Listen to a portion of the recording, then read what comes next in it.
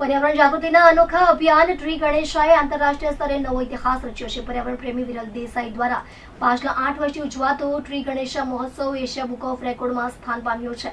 આ ઇવેન્ટને Asia book દ્વારા વિશ્વની એકમાત્ર ધાર્મિક સાંસ્કૃતિક ઇવેન્ટ તરીકે ઓળખવામાં આવી છે, જે સંપૂર્ણપણે पर्यावरण संरक्षण पर केंद्रित છે અને જેમાં લાખો યુવાનોની સહભાગિતા જોવા મળી છે। ટ્રી ગણેશામાં સત્યાગ્રહ against pollution and climate change ચળવળ અંતર્ગત વિરલ દેસાઈએ પાછલા 8 વર્ષોમાં 1 લાખથી વધુ વિદ્યાર્થીઓને પર્યાવરણ સેનાની તરીકે તૈયાર કર્યા છે। આ મહોત્સવમાં Surat police, Gujarat pollution control board અને ગુજરાત વન વિભાગ સત્તાવાર રીતે જોડાયેલા છે, જેના સમર્થનથી આ અભિયાને વિશાળ સ્વરૂપ પ્રાપ્ત કર્યું છે। વિરલ દેસાઈએ જણાવ્યું કે ટ્રી ગણેશા એ માત્ર એક ઉત્સવ નથી, પરંતુ એક એવી ચળવળ છે જે યુવા પેઢીને પર્યાવરણ પ્રત્યે જાગૃત કરવાને કરી આપણા ગ્રહનું ભવિષ્ય સુરક્ષિત કરવાનો પ્રયાસ છે। એશિયા બુક ઓફ રેકોર્ડની આ ઓળખ આપણી મુહિમની સફળતાનો પુરાવો છે।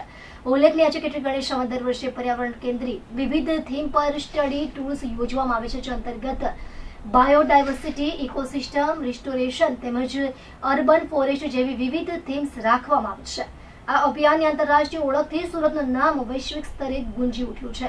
વિરલ દેસાઈએ આ સફળતા બદલ Surat police, Gujarat pollution control board અને ગુજરાત વન વિભાગનો હૃદયપૂર્વક આભાર વ્યક્ત કર્યો છે, જેમના સહયોગ વિના મુહિમ આટલી ઊંચાઈએ પહોંચી શકી ન હોત। હવે વસ્તુ એવી છે કે કોરોના ને બધા પછી લોકો હાઇજીન ને લઈને એટલા બધા માઇન્ડફુલ થઈ ગયા છે કે ભાઈ આ નહીં કરશું, તેમ નહીં કરશું, બટ મને લાગે છે કે જે બાળકો માટીઓથી રમતા હતા ને તે લોકોને કોવિડ નથી થયું।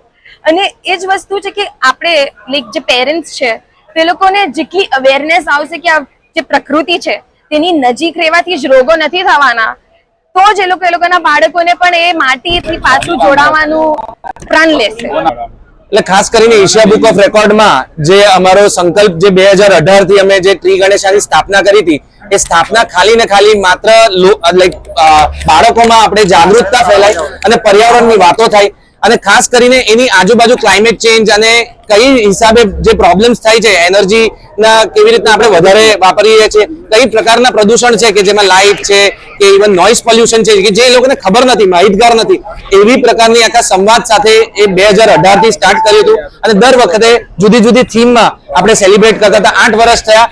એશિયા બુકે એવી રીતે નોંધ લીધી છે કે આટલું મોટું ગ્લોબલ ફેસ્ટિવલ જે છે ઇકોલોજીને બચાવવા માટે અને ક્લાઇમેટ ચેન્જની સામે અથવા એનર્જી કન્ઝર્વેશન કે પર્યાવરણની જે પ્રોટેક્શનને માટે આવું ક્યારેય થયું નથી, એટલા માટે એ લોકોએ આ રેકોર્ડ આપ્યો છે। અને ખાસ કરીને એ રેકોર્ડમાં હું ઉલ્લેખ કરવા માંગીશ Surat police, GPCB Gujarat pollution control board અને ફોરેસ્ટ ડિપાર્ટમેન્ટ ઓફ ગુજરાત જે અમારી સાથે રહ્યા અને અમારી સાથે રહીને એ લોકોએ પણ છોકરાઓ સાથે સંવાદ કર્યો ને એ લોકોએ બી જાગૃતતા આપી।